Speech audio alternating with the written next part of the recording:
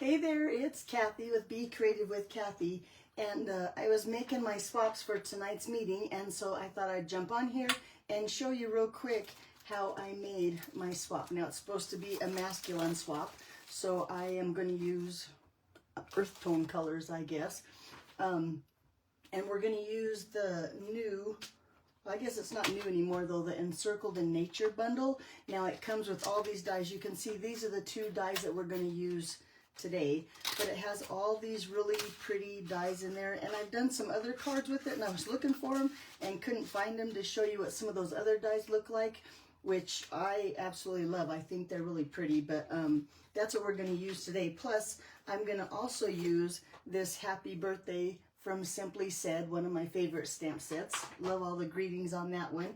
And I'm going to use this tiny little bird right here from the Frosted Forest. Okay, so that's what I'm going to use. Let's just jump right in and get started. I have a couple little tricks that I'm going to show you. Hopefully that might help you for your projects in the future. Let's start by just taking our card base here. I'm going to use Mossy Meadow. This is a half sheet of cardstock, 5.5 by 8.5, and I've scored it here at 4 1/4. Find my bone fold to get a crisp fold on there. So I have my card base, right? And I like this side better, but we'll set that aside. That's just a start. Then we're going to take 2 pieces of white cardstock. Now, if you're familiar with Stampin' Up, you know that Stampin' Up and Close to My Hearts are in cahoots now. I guess that's the best way to say it. Oops, wait, we need 2 for this size. This is, excuse me, 5 1/4 by 4, just your basic layer. We need 1 for the inside and 1 for the front. But anyway, back to the paper. Stampin' Up has incorporated Close to My Heart. I think it was called Willow White. Now it's called White Daisy. I don't know, but I wanted to compare the new white cardstock that's on our online store, right, with the basic white. So I cut up some White Daisy cardstock is what it's called now, and I am totally impressed. I couldn't understand why we needed more white cardstock, but then after I used it, I think it's, I don't know if it's better, it's different, I don't even know how to explain it, but if you want to give that Daisy or White Daisy cardstock a try, I totally encourage it and think it would be wise. It's just really pretty cardstock. But like I said, I have 3 pieces, 2 the same size, 5 by 4 1/4, let me try again, 5 1/4 by 4, and then this one is a little bit smaller, 5 by 3 3/4. And I know I talk a lot and my measurements get in my head and I talk too fast. All the supplies and measurements are on my blog, becreativewithkathy.com. You can go there, view instructions, and that's where all the measurements are.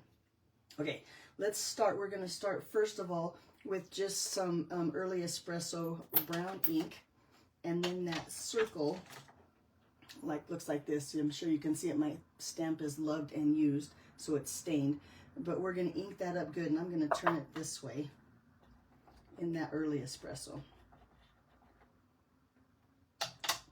And then I'm going to stamp this down right here toward the top, centered toward the top, if that makes sense, of my new White Daisy cardstock.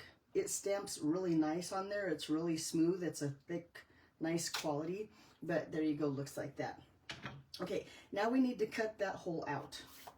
So I'm first of all going to take my die here. Now you notice that the stamp has this like little hole right here, or little space right here. That's because you can take this little knob on the die and you can line it up that way. And I'll be honest with you, most dies you kind of have to practice a little bit to get them to where they cut perfect.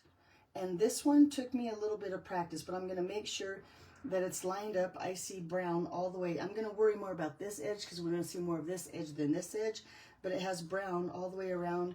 It looks like my stems are lined up. I'm going to keep moving it until, there we go. I think I'm going to leave it just like that. And then I am going to just take a little bit of green tape here and hold it steady, or hold it into place. Bring in my dies, or not my dies, come on Kathy, my plates for my little die cut machine, the mini. And you'll notice that my paper is a little bit bigger than my plates, but my die isn't. And it still fits through if I get it centered just right. It won't scuff up the edges of my paper when I run it through my machine, so I might have to redo that. Let me bring the machine in so I have it ready, and I have to put this in the center, making sure my die is on the plates and my paper is centered. I'm going to stagger my plates a little bit. It just makes it more user-friendly running through the die cut machine. Okay, let me line that up again. There we go. Now I should be good. It shouldn't mess up my paper. I can see my paper going through there without touching the edges, and we're just going to cut that out. Yay! Step 1 done.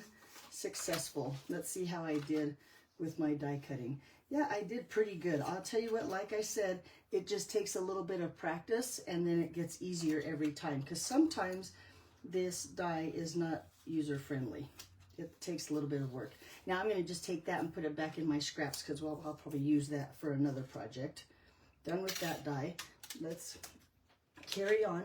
Now we're going to take one of those white 5 1/4 by 4 and lay it on my, so I have a layer now. See how I have it perfect where I want it? Or not perfect, I don't think I do perfect, but pretty good borders all the way around.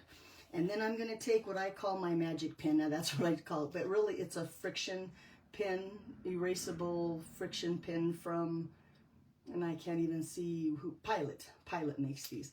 Although any, I think, erasable pen like this will work.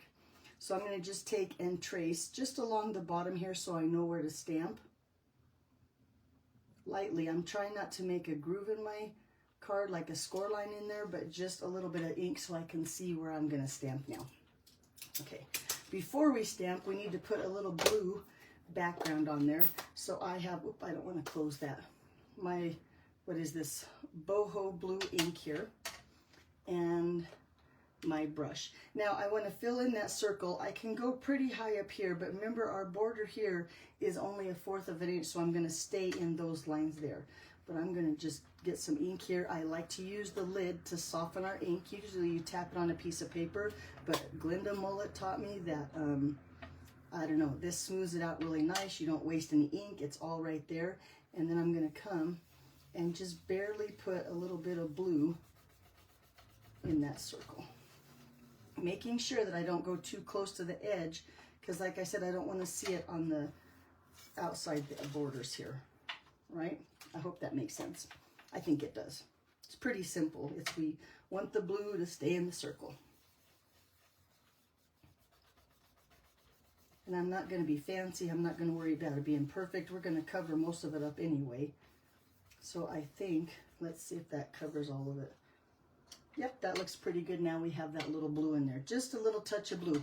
While I have that blue out though, I'm going to go ahead and take that other piece for the inside, and I'm going to get, I don't have my chamois here to clean my mat, so I'm going to put a piece of scratch paper on there so it doesn't get all over my glass mat, so it doesn't get all over everything. And then just down here in the bottom left corner, I'm going to put a little bit of blue here, because we're just going to do a little bit of stamping there. And I I want the inside to match the front. So just a little bit of blue down here. And I think that looks pretty good. Can you even see that on there? Just that little bit, but when we stamp on there, you'll see it then. Okay, so we're done with boho blue. Let's bring in some stamps. I'm going to use this stamp. Let me show you in the stamp set so you can see. It looks like this. It's just going to do a row of trees around that circle here. Bring this one back in, and I'm going to use Mossy Meadow ink. So I'm going to ink that up good. Try not to make a mess. I'm going to try to keep my fingers clean so my pretty white cardstock stays white. Okay, but I want to make sure my trees are up and down. I don't want them at an angle, and I'm going to cover that pen line that I drew on there. Okay, so we just stamp it down just like that. Ooh, I did pretty good. Look how pretty that is. I think that's a really pretty stamp set too, or stamp. But I think all these stamp sets are like, or stamps in this stamp set, sorry, I can't do two things at once, are really pretty. So then with the old olive ink, which is just a little bit lighter than the Mossy Meadow. Now I probably could have just stamped off, but this way it'd give it like a total different tone. So I'm going to take this leaf, this tree here, right here, from the stamp set again, and I'm going to ink it up in that old olive,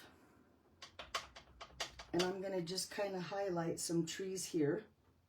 So I'm going to set one right there, and then I'm going to get this other side kind of filled in, and I'm going to put one here, and then leave a little bit of room because I'm going to come back with that Mossy Meadow and fill in those trees there. So then I have it like that. Now while I'm at it, I'm going to go ahead and stamp the inside of my card. Let me bring that scratch paper back in. And I'm going to stamp this one as tall as I can, just barely hanging off the edge here, and then one next to it, and then we'll fill that in too. But there we go. Okay, I think we're done then with the old olive. Let's bring that Early Espresso back in because now we got to put those trees. I'm not going to worry about cleaning my stamp because this ink is darker than the other one, than the old olive. So it's not going to hurt anything just to come and stamp my little tree there. And then, like I said, I just want to fill in a little bit over here and set another one there. So now we can just test it. Let's just see what it looks like now. Get rid of this ugly thing. Yeah, and look how pretty that's going to be. So the last thing we need on there is that bird that I said is from the Frosted Pines dies. Let me see if I can find him. And some Early Espresso ink. And I'm going to just take my little wild bird here and kind of stamp him like he's flying out of those trees there. Nice. And then on the inside we got to add him too, just because, well, matchy-matchy, I guess. Look how cute he is, though. He worked perfect with this card. And let me show you where I started from. I think we should do that too. And give credit, because I was at backstage, a Stampin' Up! Event for demonstrators. And this is the card that inspired me for my card today. Look how pretty that is. And it's using the purples with the purple gems and everything. But like I said, I wanted a masculine card, so I went with the earth tones.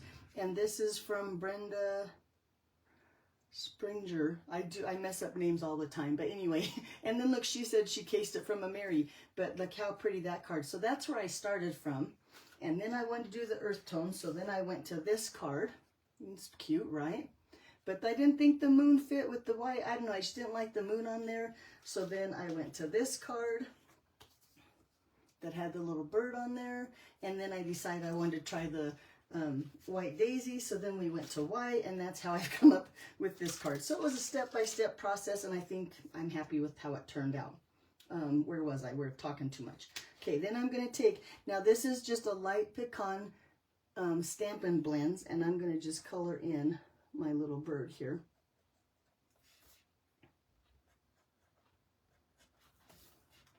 I'm not going to worry about shading. I'm not going to worry about doing the dark and light. I just wanted a pretty pecan pie bird rather than a white bird that has some blue on it in this case. And now we have a pretty little bird. There we go. Okay. Ooh, and I should have stamped with that Early Espresso when I had it out. Let's do that too. We need our greeting on the front. So if you watch my videos, you know that I like to use centimeter strips. So this is 1 centimeter by 7 centimeters. And I don't know why I like centimeters when I do word strips, but I do. That happy birthday from the, what was that stamp set called? Simply Said. And I'm going to just stamp that down. And I might have to get something darker. Let's see if I can find a dark. Well, we'll just use my card base so it's dark. The white on the dark. There we go. That should work. Although now it's not flat. I think I can flatten it with my hand. And then I'm going to probably get my head in the camera, but just stamp my little happy birthday, though. Fits just perfect on there. Looky there. Ha ha. I did pretty good stamping too. I'll take that. Okay, now let's go back to our piece here. Now you can still see that nasty pin line, but because I used the erasable pin, you can take your heat tool. I'm going to turn it on here and let it get warmed up for just a second. and you run your heat tool along that pin line and it goes away because the heat or the friction is what makes it disappear when you erase. So look, now we don't have any pin line on our card. Okay, let's put stuff together now. Bring back in that card base. I'm going to go ahead and layer these two, the front and the inside. Put a little bit more right there. Okay.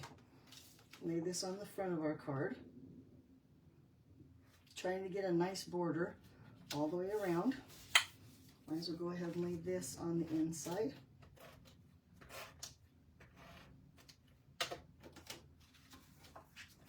I think that makes a really pretty inside of the card, and you can see just that little touch of blue I think makes a difference. There we go. Okay, now on the back of this, and I might go a little crazy with my dimensionals, but I want it to really stand up. I want that frame around there to really pop and not sag. So I'm going to put dimensionals, and I don't know if I'm going hog wild or crazy, more than what I would normally use, but there you go. Now, if you've seen my video, and you know now that I don't have to deal with dimensional backs because I put the packing tape on the front. On this card, you will actually need dimensionals with backs on them. So I had to look around to find some. I found some black that didn't have dimensional, or didn't have the packing tape on it, right? We'll have to use those, and I'll show you why in just a second. Now, when I put this on, I'm not going to worry about the circle anymore. I'm going to worry about the border. In fact, I'm going to turn it this way. I'm going to worry about the border on the edges and get that nice and straight. The circle doesn't matter anymore. It's going to be close enough. But then there, look how pretty we have that border. And I do like the white on white. So the pen I used is a, sorry, Mary, I'm trying to answer your question. Mary wants to know what pen it is. It is the Pilot Friction ballpoint clicker pen. But I think any erasable pen would work just fine. Okay, so now we need to decorate here, so I'm going to add some trees to that. So I'm going to bring in a scrap of Early Espresso and that old olive that we lose. I'm going to move this out of the way. Bring in my little machine. Now this is where I'm going to use some dimensionals that have the backs on it. So I found some black ones that have backs on it. I'm going to take my die, and I'm actually going to tape down or hold my die down because I don't want it to move like this. Now I'm going to take this tree here and I'm going to glue it directly to the card. So I want this tree here to have a little bit of dimensional back there so it lays down on my card. So I'm going to take that black dimensional with the backing and kind of just guess about, I got my fingers there, I think it goes about there. So now the dimensional is right here behind my tree. And then let's set that up on the die cut machine here with my plates, stagger them a little, lay that there. And I'm going to run this through my die cut machine with that dimensional on the back. And then just for good measure, I'm going to go through and then back. I think I missed the end. Hang on there, and now I felt it go all the way through. Whoops, that would have been bad. So we take that. And now my dimensional is stuck to my plate. I must have had the back off just a little bit. You remove the die carefully. I don't want to really tear my paper. And then we'll use it over there again. And then, so I did 10 of these and didn't have any problem, but of course on camera, there we go, it's still fine. And then when I push my tree out of the paper, I'm going to push it through the back just because that dimensional back there kind of gave me a little bit of trouble. It just was easier if I pushed it through the back with that dimensional on there. There we go. And then it comes out just like that. And now we have a dimensional that's the shape of our tree on the back. And I'm going to put some liquid glue here along the rest of it. Now remember I said I want to glue this whole tree to the card and then just the bottom here, and the rest is going to go in that circle. And with that dimensional on there, then it's going to be, it's not going to flop around, I guess is how I could put it. I think I have a sample I can show you on one of those first cards where it doesn't like adhere to the paper, and it just, to me, it doesn't look good that way. So I had to figure out a way to fix it, and I think this was the best way, was put a dimensional back there. So I have my glue on there, we'll take our dimensional back off. And see, now you have dimensionals exactly like the trees are. So let's take this and now lay it on our card. Putting this tree that I have glue all the way on the card base, right? This is now got dimensional on there, but yet it's popped up. Can you see how that still has dimension there?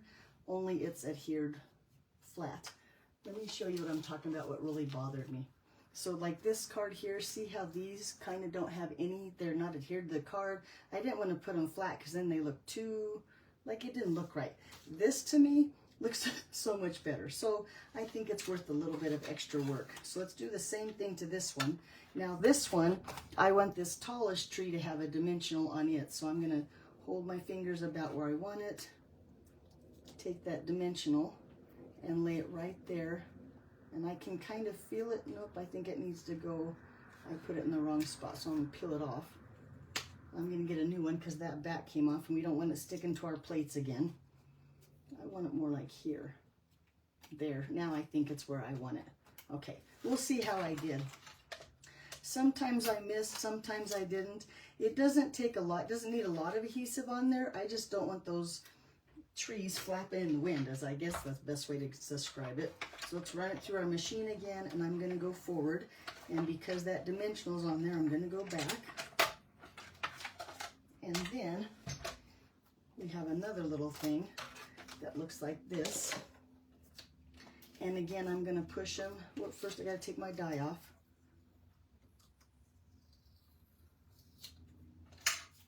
Push those trees through the back.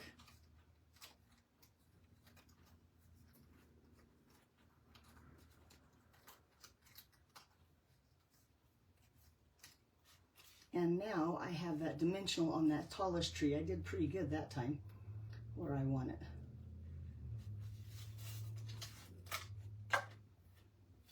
Okay, let's put some glue on here. Now I only want glue at the bottom of my trees on this one.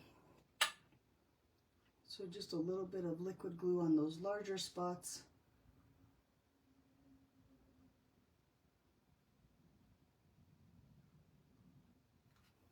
We'll take that dimensional back off, and now we have a dimensional that's exactly like the tree. And then lay that just to the right of these trees, maybe a little bit lower, so it looks like that. And then just set that down so it still has dimension, but yet it's not flopping around and it looks like a nice solid card. I think that looks way better than my first one did. Okay, for my greeting, I have a little piece of, what color is this? Mossy Meadow. That is, it's a half a centimeter bigger, so it must be 7.5 by 1.5. I'm going to use my silicone mat so I don't get glue all over my glass mat. And I'm going to just set or cover that in adhesive and then lay this centered right here on my Mossy Meadow. Whoop, it's got to go this way a little bit. Well, now it's not straight at all, so now we got to fix it. Try to get it straight on there. Yep, there now it looks good. Okay, so with dimensionals, and I'm going to kind of put, I'm just going to use these because they're handy. I'm going to kind of put them toward the bottom because I want it to lay over the bases of these trees and I'd like it still to be level. So I'm going to take it about like that. Got to take these backs off because I'd much rather use the packing tape dimensionals, but what are you going to do? Okay, and then I'm going to line this up with the left here and just set that across my trees just below the tree line, just like that. And look how pretty that is. I think this card turned out really nice. Maybe I'm patting myself on the back, but I was really happy with my final finish of the card. However, we do need some bling on there, so I'm going to use these metallic gems, and they're in four different colors, 2 different sizes. Maybe it's 3. No, it is. No, it's 3 different colors. Beg your pardon. It doesn't matter. I'm going to use all of them. I like to mix gold and silver. We'll add a little bit of bronze in there, and I'm going to just take them and splatter them all over here to give my cards some pretty, yet kind of rustic look to it. I'm going to do one more. Let's do a bronze, like that. And there you go. So there's my card. So then the last step for my swap is I like to have my name on it. So I just took a little label with a Post-it note, made sure that the bottom is the adhesive part, right? So that way when I slip it into my little covering here, someone gave me a bunch of these envelopes here. Thank you, Jane. And I can slide that in there without the Post-it note getting stuck. And now look there, I think I have enough swaps for my swap tonight. Let me put them all out here and see what y'all think. Nice, huh? Alrighty, so that's what I have for you today. Thanks for watching. Let me know if you give the dimensional through the Big Shot or the die cut machine a try. Not called Big Shot no more. Now they're die cut machines. Step up, Kathy. Alrighty, if you have any questions, be sure and reach out. If you need the measurements, remember that and the supply list is on my blog, becreativewithkathy.com. Thanks for watching, and I'll see you back here next week. Bye-bye.